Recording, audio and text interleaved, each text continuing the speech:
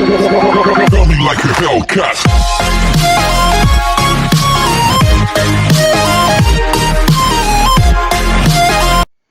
Hi guys, this is Sayed Bilkis. Welcome back to my YouTube channel and tutorial. If you are new to my channel, please subscribe, like and share with your friends.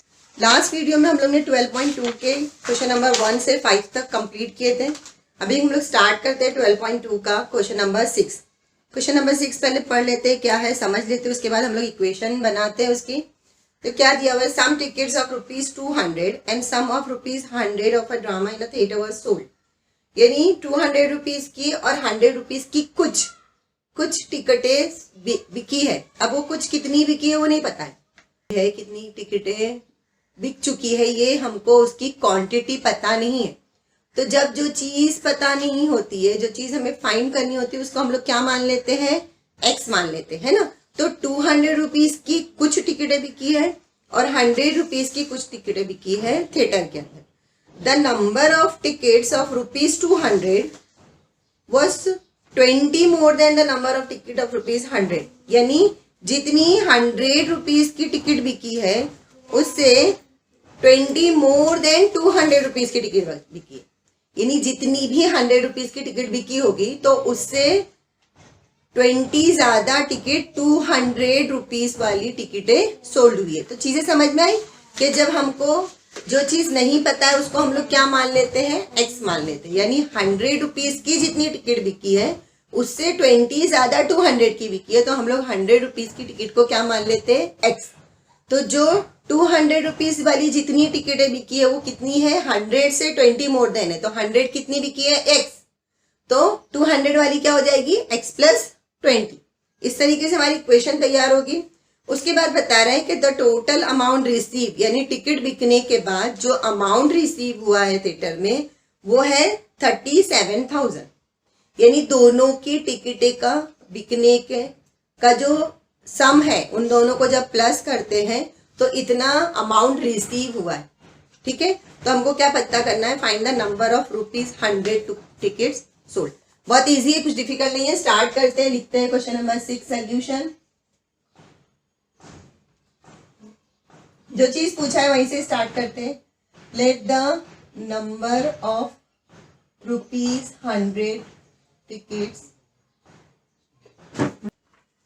Therefore the number of ₹200 tickets भी क्या हो जाएगी, अगर ये x है तो 200 rupees की जो टिकट बिकी है, जितने नंबर वो टिकट बिकी है वो कितनी है, इससे 20 मोर देन है, तो वो क्या हो गई, एक्स प्लस 20.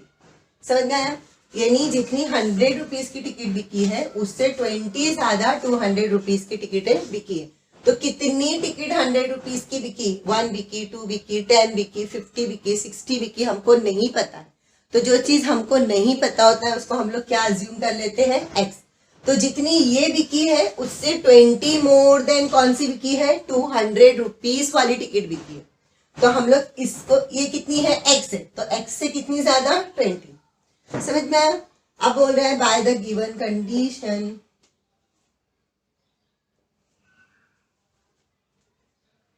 तो ये कितनी हो जाएगी, 100x हो जाएगी. 100 रुपीज वाली टिकट हो जाएगी 100x. उसकी वैल्यू क्या हो जाएगी, 100 रुपीज की इतनी टिकट बिकी, तो ये हो गई जितनी टिकट बिकी है उसको मल्टीप्लाई करेंगे. यानी एक टिकट बिकी तो 1 into 100 क्या हो गया, 100. 2 टिकट बिकी तो 2 into 100 तो क्या हो गया, 200. तो कितनी टिकट बिकी है हमको नहीं पता है. ये हमने क्या अज्यूम किए हैं, एक्स. ये हमने क्या अज्यूम किए हैं, एक्स. तो ये एक्स अगर हमने अज्यूम किए हैं तो ये क्या हो जाएगा, 100x. ठीक है, तो ये हो गया 100x. और ये कितना हो जाएगा, 200x plus 20. 200x plus 20. समझ में आया. अब क्या कंडीशन क्या बता रही है कि ये जितनी टिकट बिकी और ये दोनों टिकट का सम, दोनों टिकटें बिकी. मान लो कि ये 100 वाली 50 टिकट बिकी है ना, तो कितना हो गया, 5000 हो गया. 100 into 50 इक्वल टू पैसा कितना मिला, 5000 मिला. और 200 रुपीज की अगर इससे ज्यादा बिकी, 20 मोर देन बिकी, तो वहां से कुछ अमाउंट आया. उन दोनों अमाउंट को प्लस करने पर कितना अमाउंट रिसीव हुआ है 37,000। तो जितनी टिकट बिकी है वो क्या होगी 100 से मल्टीप्लाई होगी। समझ में आ रहा है? एक टिकट बिकी तो 100 से, 2 टिकट बिकी तो 100 से, तो कितना पैसा आया 200। 3 टिकट बिकी तो कितना पैसा आया 300। 4 टिकट बिकी तो कितना आया 400। तो ऐसे हमको नहीं पता है एक्स टिकट बिकी ना, तो वही एक्स हमको पता करना है कि कितनी बिकी है, कितनी नंबर ऑफ टिकट सोल्ड हुई है। तो हम लोग क्या मान लिए उसको एक्स, यही एक्स हमको मिलेगा तो हम 100 से क्या करेंगे मल्टीप्लाई करेंगे, तो हमको पता चल जाएगा कि कितनी नंबर ऑफ टिकट्स 100 रुपीज की बिकी है। अब इन दोनों को प्लस करने पे हमको क्या मिल रहा है 100x plus 200 x plus 20 equal to 37,000 rupees. हमको क्या हुए थिएटर में, थिएटर वाले को इतना अमाउंट मिला है इन दोनों टिकटों को बेचने के बाद। ये टिकट बिकी, ये टिकट बिकी, इसका इतना पैसा आया, इसका इतना पैसा आया, टोटल मिला के ये अमाउंट आया है। तो हमको पता करना है कि वो कितनी नंबर ऑफ टिकट बिकी। ये 100x एज इट इज लिखेंगे, ये जो ब्रैकेट के बाहर है ये मल्टीप्लाई हो जाएगा 200x प्लस 2 2 जा 4 30 इक्वल टू 37,000। ठीक है, अब ये 100x और 200x हो गया 300x प्लस 4,000 इक्वल टू 37,000। अब ये 4,000 यहाँ पे क्या हो रहा है प्लस, तो वहां जाके इक्वल के उस तरफ जाके क्या होगा माइनस। तो ये हो गया 300x इक्वल टू 37,000 माइनस 4,000। ठीक है, तो 300x equal to 0 as it is 0 as it is 0 7 में से 4 गया तो 333,000। अब ये x 300 के साथ मल्टीप्लाई हो रहा है, वहां जाके क्या होगा डिवाइड, तो ये 33,000 अपॉन 300। तो 0 से 0 दो 0 कैंसिल हो गए, क्या बचा 30 और नीचे 3, तो 3 1 जा 3 3 1 जा 3 3 1 जा 3, ये x की वैल्यू क्या मिली हमको 110। x इक्वल टू मिला 110, यानी 100 रुपीज की कितनी टिकट, x कौन था, हमने x किसको अज्यूम किए थे 100 रुपीज की कितनी टिकट बिकी है वो हमने अज्यूम किया था कि x टिकट बिकी, यानी कितनी टिकट बिकी 110। यही हमको पता करना था। Find the number of rupees 100 tickets were sold. तो therefore the 110 tickets were sold of rupees 100 rupees की 110 टिकट्स बिकी थी। कितनी 110 टिकट्स बिकी थी। समझ में आया? कुछ डिफिकल्ट था? बिल्कुल इजी था, कुछ भी नहीं करना था। एक थिएटर है जिसके अंदर 100 रुपीज वाली टिकट भी मिल रही है और 200 रुपीज वाली भी टिकट मिल रही है। तो कुछ लोगों ने 100 रुपीज की टिकट खरीदे, मान लो 30 लोगों ने 100 रुपीज की टिकट खरीदे और 50 लोगों ने 200 रुपीज की टिकट खरीदे। तो ये जो 50 और 30 टिकट बिकी है यही हमको नहीं मालूम है, कितनी बिकी है वो हमको मालूम ही नहीं है कि 100 रुपीज की कितनी बिकी है और 200 रुपीज की टिकट कितनी बिकी। तो जो नहीं मालूम है उसको हमने क्या अज्यूम कर लिए x। अब आगे क्वेश्चन बता रहा है कि जितनी 100 रुपीज की टिकट बिकी है उससे 20 मोर देन 200 रुपीज की टिकट बिकी है ना। तो अगर 100 रुपीज की टिकट x बिकी तो 20 मोर देन क्या हो गया x प्लस 20। अब 100x क्यों किया हमने, क्योंकि इन दोनों की टिकट जब बिकी है तो ये अमाउंट आया है। तो कितनी टिकट बिकी, अगर एक टिकट बिकी 100 रुपीज की तो 100 रुपीज आया, 2 टिकट बिकी तो 200 आया। तो कितनी टिकट बिकी x, तो क्या किया 100 को x से मल्टीप्लाई किए, फिर 200 की कितनी बिकी x प्लस 20, तो 200 को उससे मल्टीप्लाई, दोनों जब बिकी तो उसके बाद ये पैसा हमारे पास, ये अमाउंट हमारे पास आया। तो इस तरीके से हमको पता करना है कि 100 रुपीज की कितनी टिकट बिकी थी। समझ में आया होगा? आप लोग इसको कॉपी कर लीजिए। उसके बाद हम लोग करते हैं नेक्स्ट क्वेश्चन। करते हैं 6th साइज का क्वेश्चन नंबर 7। क्या दिया हुआ है question number 7? Of the 3 consecutive natural number. Consecutive natural number मैंने बताया था 1 आफ्टर 1 आने वाले नंबर्स को consecutive natural number, consecutive numbers कहते हैं। अब नेचुरल नंबर 1 2 3 नेचुरल नंबर्स है। 5 times the smallest number is 9 more than 4 times the greatest number. Find the numbers. देखो सबसे पहले तो कॉन्जिक्यूटिव नेचुरल नंबर्स अज्यूम कर लेते हैं। हमारे पास नंबर्स है क्या? नहीं है। कॉन्जिक्यूटिव नेचुरल नंबर्स 1 आफ्टर 1 आने वाले नंबर्स, तो हम 1 2 3 ऐसे क्या है कॉन्जिक्यूटिव नेचुरल नंबर्स है। 7 8 9 एक के पीछे एक आने वाले नंबर्स कहलाते हैं कॉन्जिक्यूटिव नंबर्स, जिसके बीच में कोई भी डिफरेंस नहीं होता है। तो हमको नंबर्स नहीं पता है, तो हम लोग क्या अज्यूम कर लेते हैं, एक्स, x+1 और x+2, 3 कॉन्जिक्यूटिव नेचुरल नंबर्स बोला है तो हम सिर्फ 3। तो सबसे पहले कर लेते हैं कि नंबर्स क्या है, तो let the 3 consecutive natural numbers be, consecutive natural numbers be क्या क्या हो सकते हैं, x, x+1 और x+2। अब कंडीशंस क्या है, बाय द गिवन कंडीशन,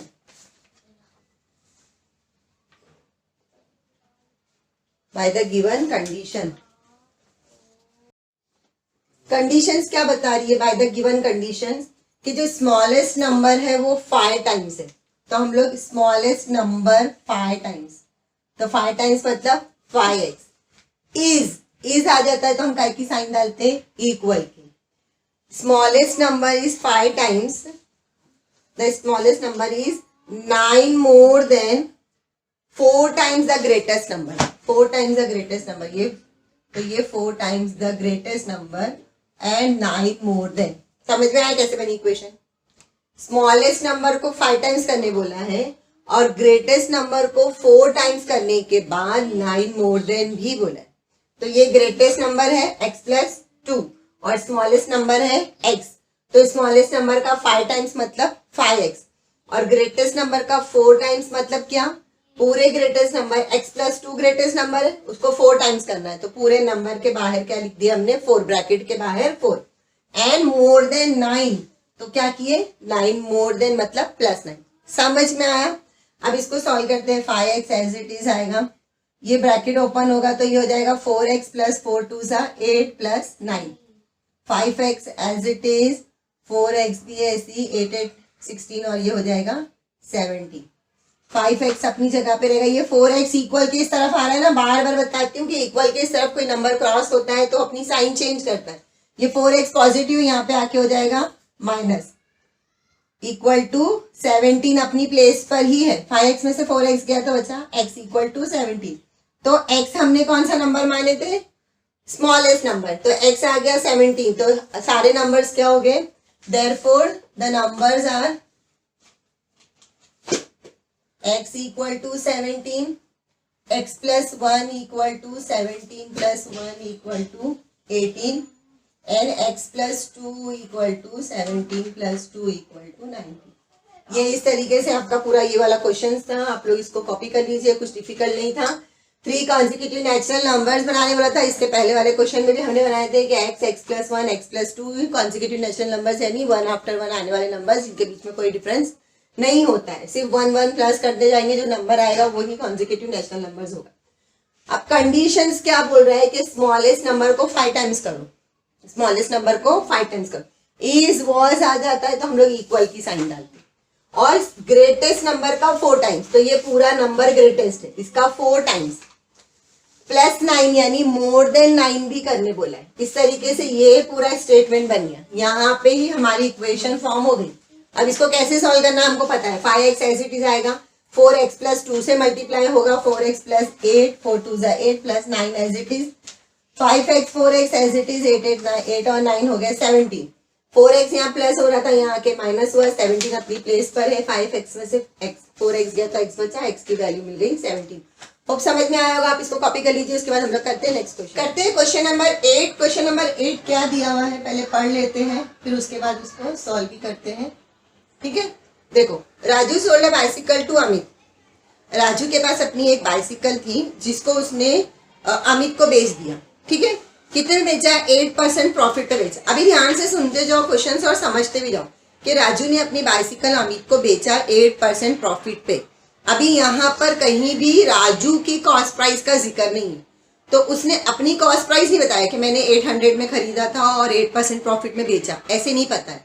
सिर्फ इतना बता रहा है कि राजू के पास बाइसिकल थी जिसको उसने अमित को बेचा 8% प्रॉफिट पर। तो सबसे पहले यहाँ पे ये समझ लेने का कि राजू की जो बाइसिकल की कॉस्ट प्राइस नहीं दी है उसको हम लोग अज्यूम कर लेंगे कि वो क्या है, एक्स है, और प्रॉफिट और लॉस किस पे निकलता है, कॉस्ट प्राइस पे निकलता है। अब उसने अमित को बेचा तो अमित ने खरीदा होगा तो क्या होगा, प्रॉफिट और कॉस्ट प्राइस दोनों मिला के अमित खरीदेगा ना, की क्या होगी अमित की कॉस्ट प्राइस होगी और इसकी सेलिंग प्राइस होगी, उसने अपना बेचा है तो कॉस्ट प्राइस नहीं दी हुई, तो कॉस्ट प्राइस को क्या मान लेंगे एक्स।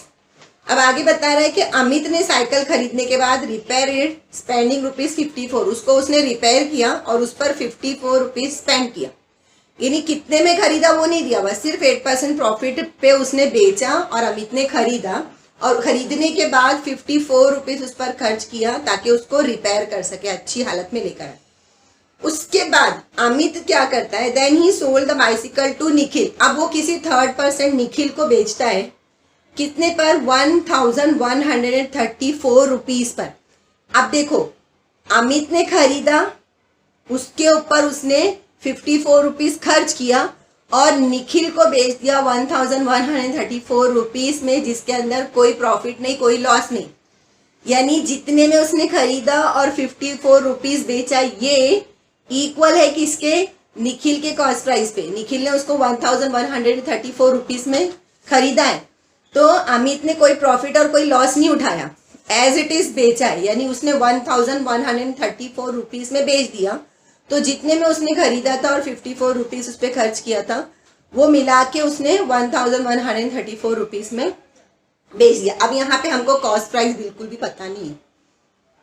उसके बाद find the cost price of the bicycle for which Raju purchase. सबसे पहले राजू की परचेज की कॉस्ट प्राइस पूछ ली, तो जो चीज पूछा है उसको हम लोग क्या अज्यूम कर लेते हैं, एक्स। इतने solution, let the cost price of bicycle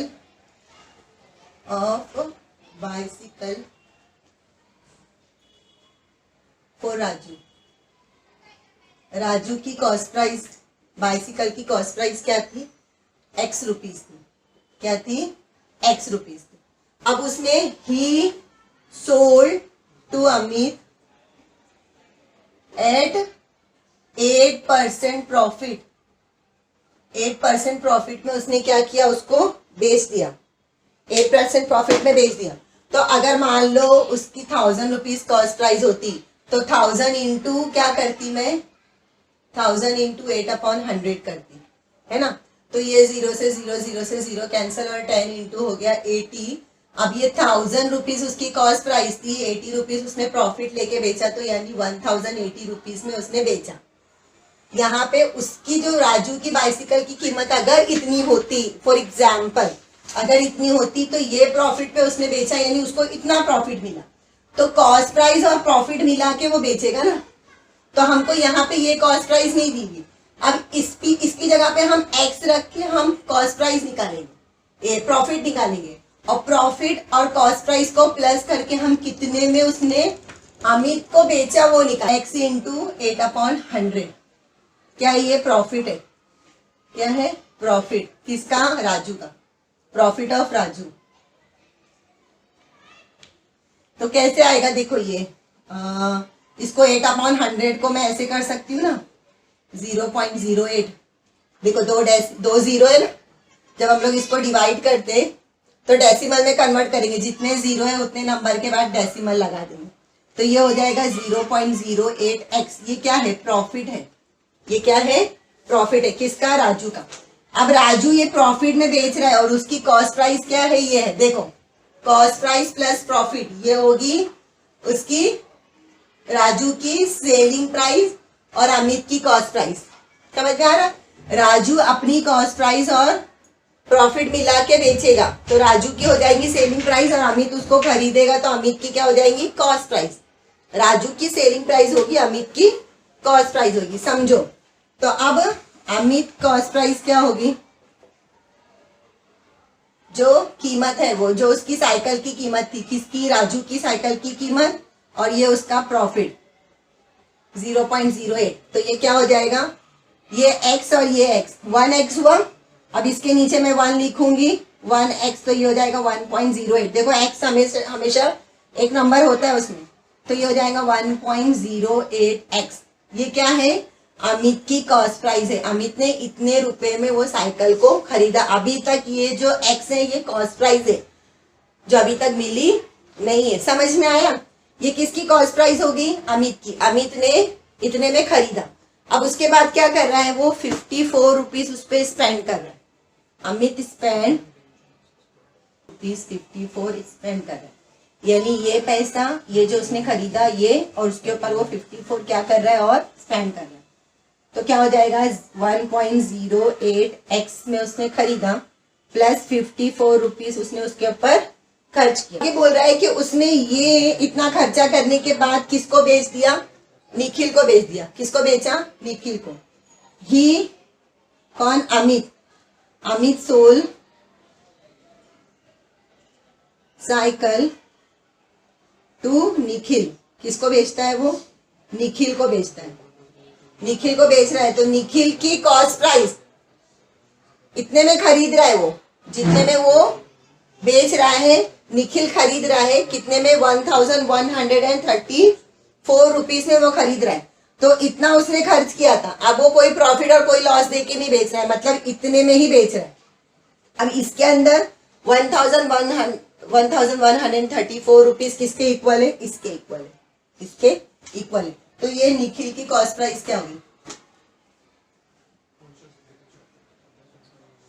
Nikhil cost price,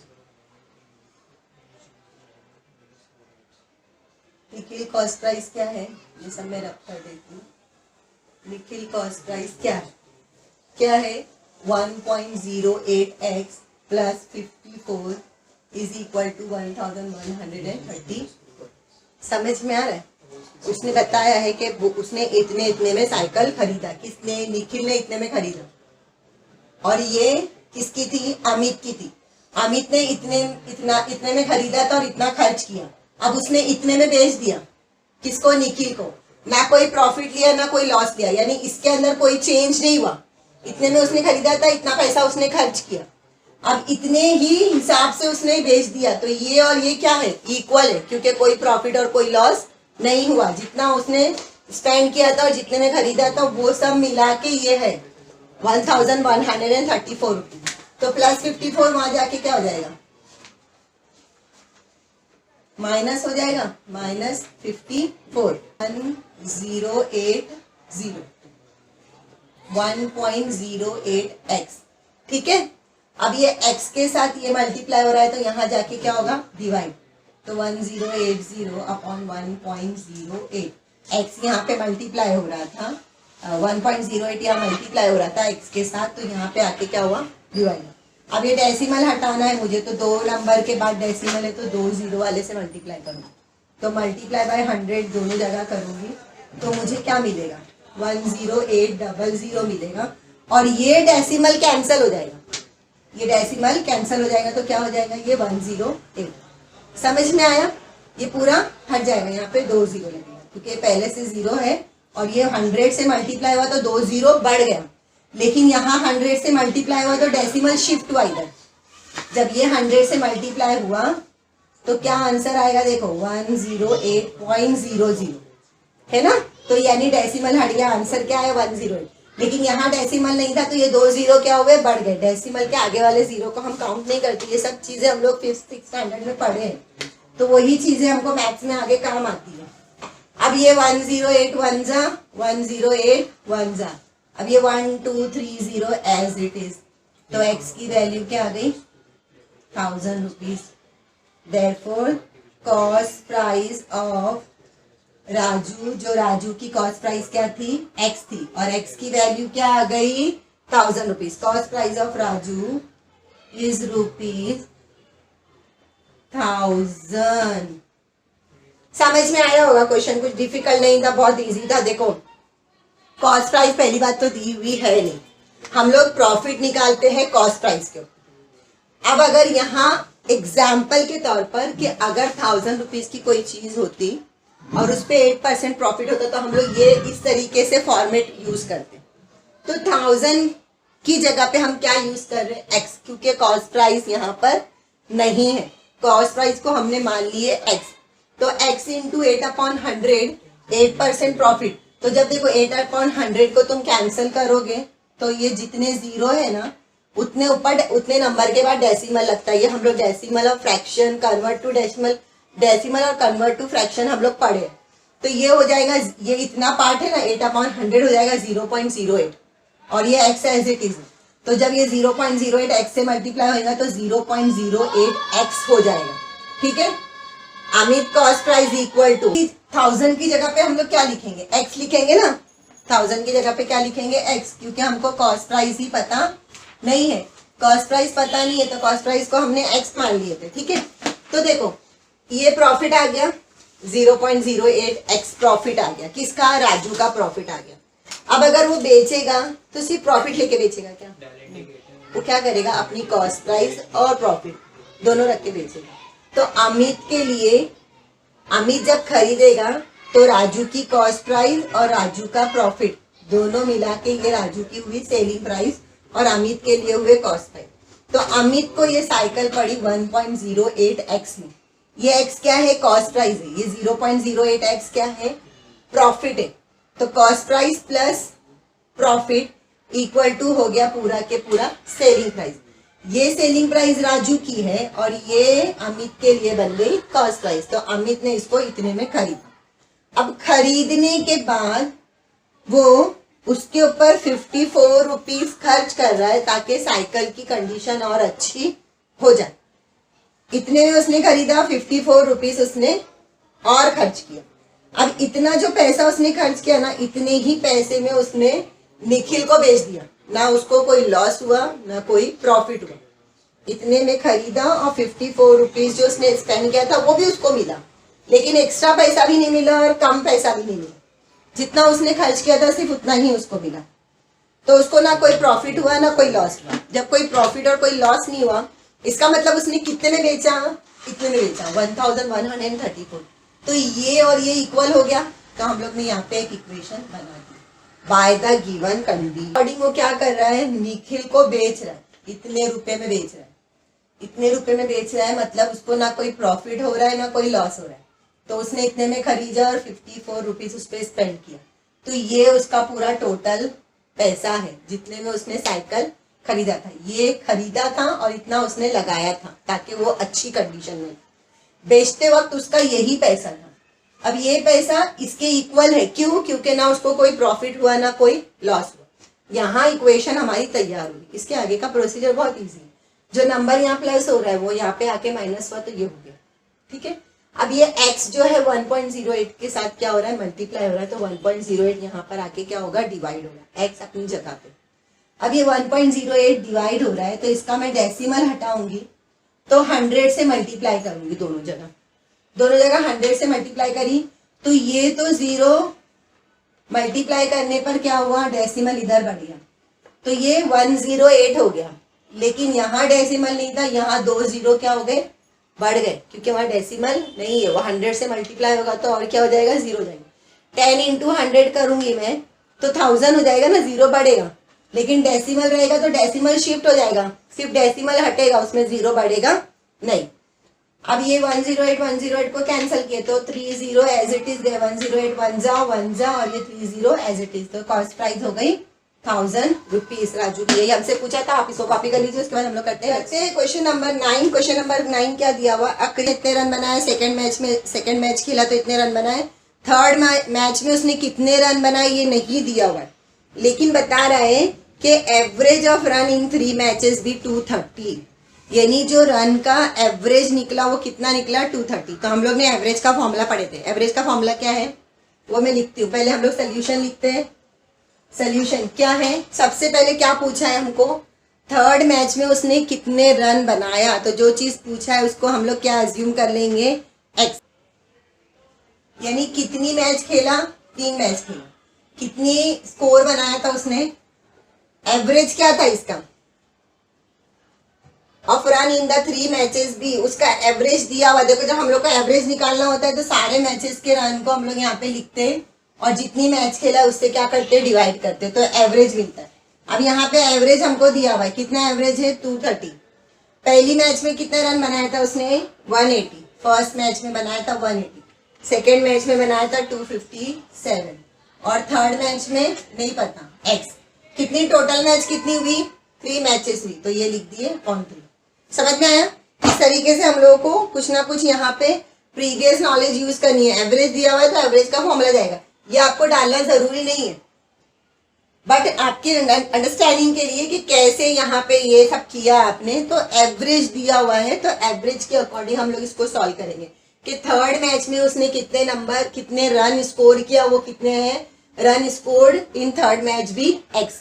तो फर्स्ट मैच में इतना, थर्ड में इतना, सेकंड में इतना, थर्ड में इतना, और जितनी मैच होगी, सपोज मान लो कि हम लोग ने पढ़े थे ना स्टैटिस्टिक में, पढ़े थे कि कितने बच्चे हैं तो सबका टोटल करते थे और कितने नंबर से वो टोटल काउंट करते थे।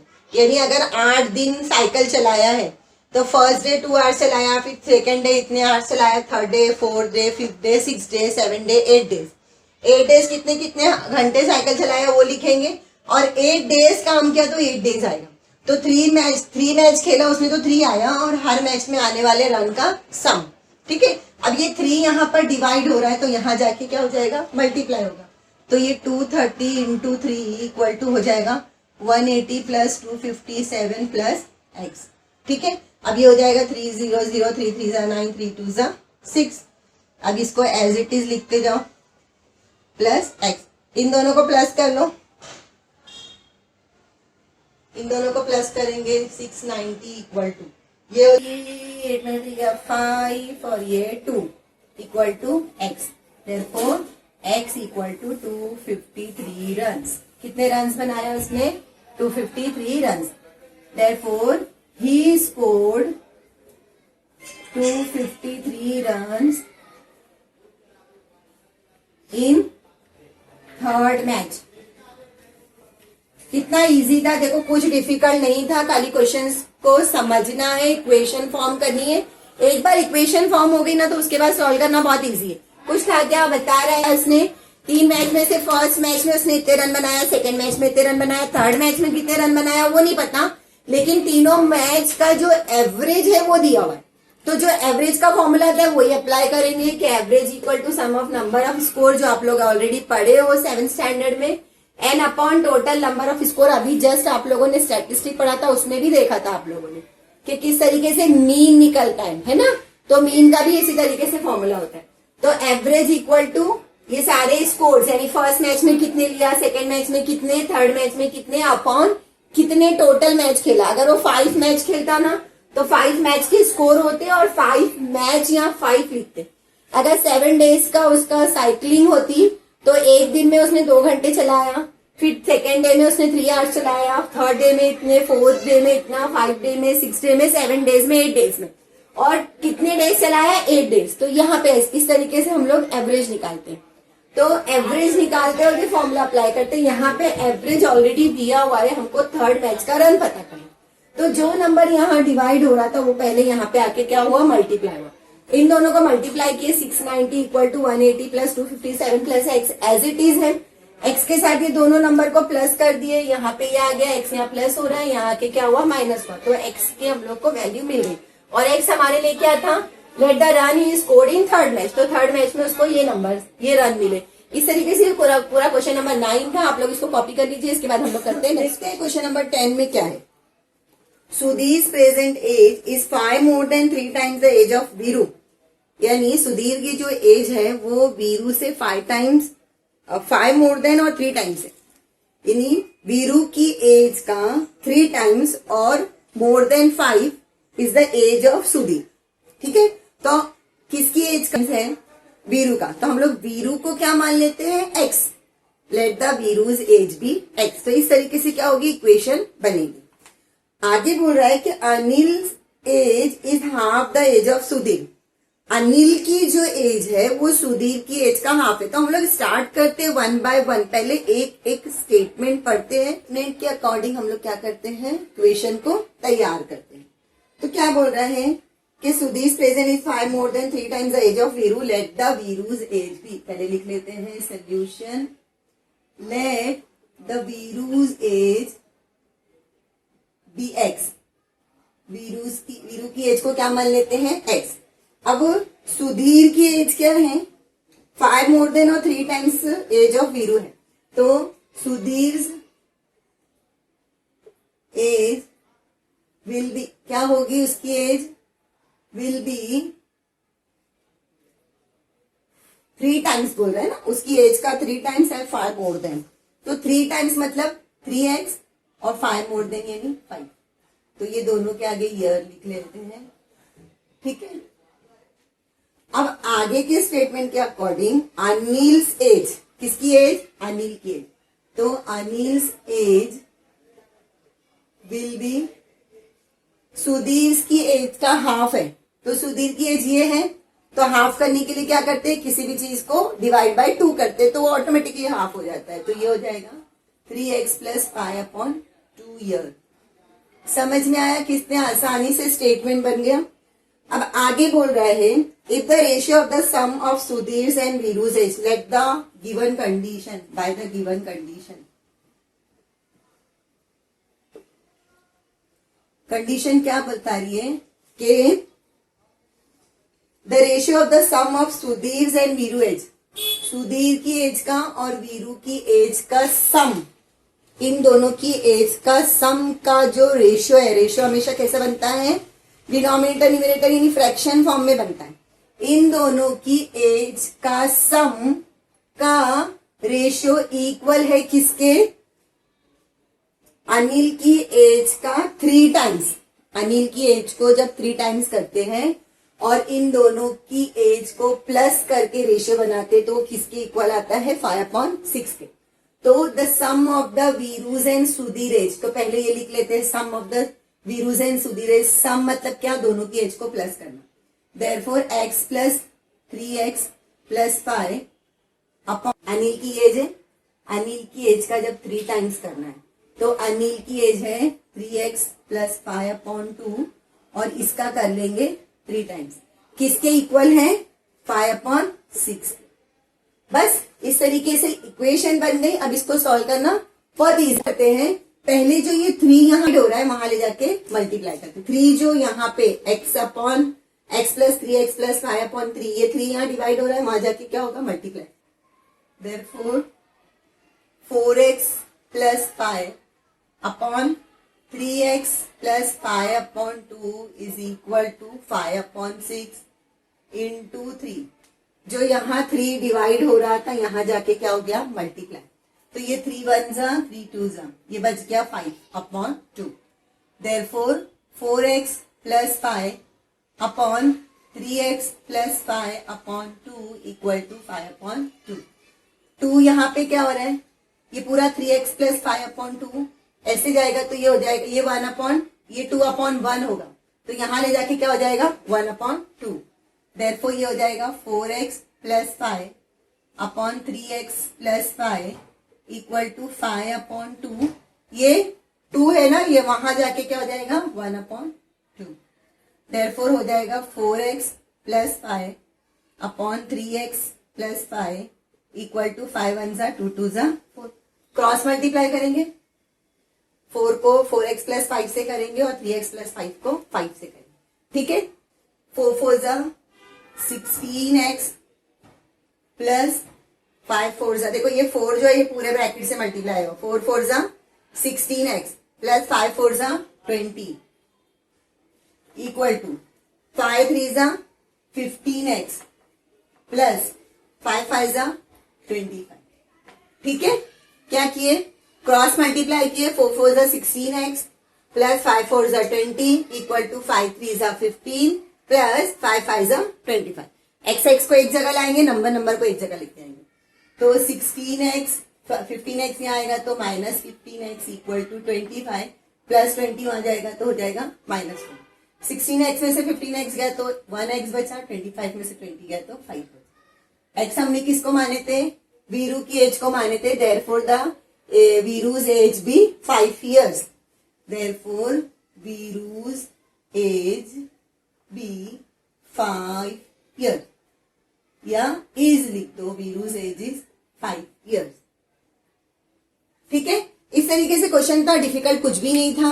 क्या बता रहा था कि सुधीर की जो एज है वो वीरू की एज का 3 टाइम्स और 5 मोर देन है। तो इसकी एज का है, तो पहले इसकी एज तो पता चले। तो वीरू की एज को हम लोग क्या मान लिए, x मान लिए। अब जब वीरू की एज अगर x है तो 3 टाइम्स मतलब 3x, 5 मोर देन यानी उसमें +5 की। किसकी एज बन गई, सुधीर की एज बन गई। अब आगे स्टेटमेंट बोल रहा है कि अनिल की एज जो है वो हाफ है सुधीर की एज का।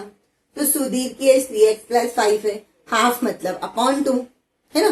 तो ये हो गई किसकी एज, अनिल की एज।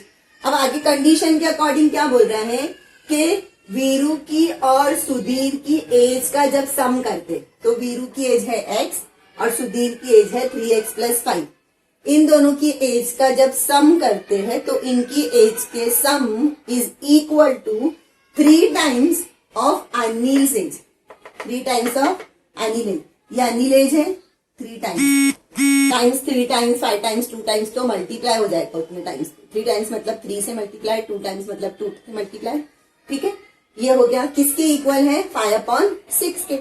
अब ये 3 यहाँ पे डिवाइड हो रहा था, वहां जाके हो गया मल्टीप्लाई। 5/6 एज इट इज है, 4x + 5 3x 3x क्या हो गए, 4x हो गए। 4x + 5 upon 3x + 5/2 as it is है। जो ब्रैकेट के बाहर 3 था वो वहां चला गया, यहां डिवाइड हो रहा था 1/3 है ना ये, तो वहां जाके हो गया मल्टीप्लाई। 3 1 जा 3 2 जा। देखो इतना पार्ट एज इट इज है, खाली ये 3 वहां चला गया। 1 बाय 1 स्टेप हम लोग सॉल्व कर रहे, एक साथ 2 स्टेप नहीं कर। x + 3x हो गए 4x + 5 upon 3x + 5/2 as it is है। जो 3 यहाँ डिवाइड हो रहा था वो वहां जाके क्या हो गया, मल्टीप्लाई हो गया। ठीक है, तो 3 और 6 कैंसिल हो गया, 3 1 जा 3 2 जा, क्या बचा 5/2। देखो ये पार्ट एज इट इज लिखा गया है, 4x + 5/3x + 5/2 is equal to 5/2 as it is लिखा गया है। अब ये जो 2 है यहाँ पे का 2 जब वहां जाएगा तो 1/2 हो जाएगा। क्या हो जाएगा, देखो ये 4x + 5/3x + 5 है, तो ये 2/1 है। ये एक फ्रैक्शन है, 4x + 5/3x + 5 एक फ्रैक्शन है, और ये 2/1 एक फ्रैक्शन है। कुछ नहीं है मतलब क्या है, डिनोमिनेटर में कुछ नहीं होता है, तो जब हम लोग रेसिप्रोकल करते हैं 5 का रेसिप्रोकल क्या करते हैं, 1/5 करते हैं। इसका मतलब कि 5 के डिनोमिनेटर में कुछ नहीं था, मतलब हम क्या समझते हैं कि 1 है, तो रेसिप्रोकल होता है ना 1/5। तो ये 4x + 5/3x + 5 और ये 2 है, तो ये 2/1 है। तो ये 2 वहां जाएगा तो क्या हो जाएगा, 2/1 वहां जाके क्या हो गया 1/2। ठीक है, समझ में आया क्या ये चीज कैसे होगी 1/2। 4x + 5/3x + 5 as it is equal के उस तरफ गया 1/2 1/2 का हो गया 5 1 जा 5 2 2 जा 4 क्रॉस मल्टीप्लाई किए 4 4 जा 16। ये 4x + 5 पूरा 4 से मल्टीप्लाई हो रहा है, 4 4 जा 16x + 5 4 जा 20 इक्वल टू 5 3 जा 15x + 5 5 जा 25। x को एक जगह लाए, नंबर को एक जगह लाए, इस तरीके से हमको x की वैल्यू मिल गई। इतना इजी था, कुछ डिफिकल्ट नहीं था, बस आपको प्रैक्टिस करनी है। इक्वेशन बहुत इजी चैप्टर है, आप लोग इसको कॉपी कर लीजिए। मिलते हैं नेक्स्ट वीडियो में। आपको हमारे वीडियोस पसंद आ रहे हैं तो लाइक कीजिए, शेयर कीजिए अपने फ्रेंड्स के साथ भी, और इंतजार कीजिए मेरे नेक्स्ट वीडियो का। मिलते हैं नेक्स्ट वीडियो में, टिल देन गुड बाय।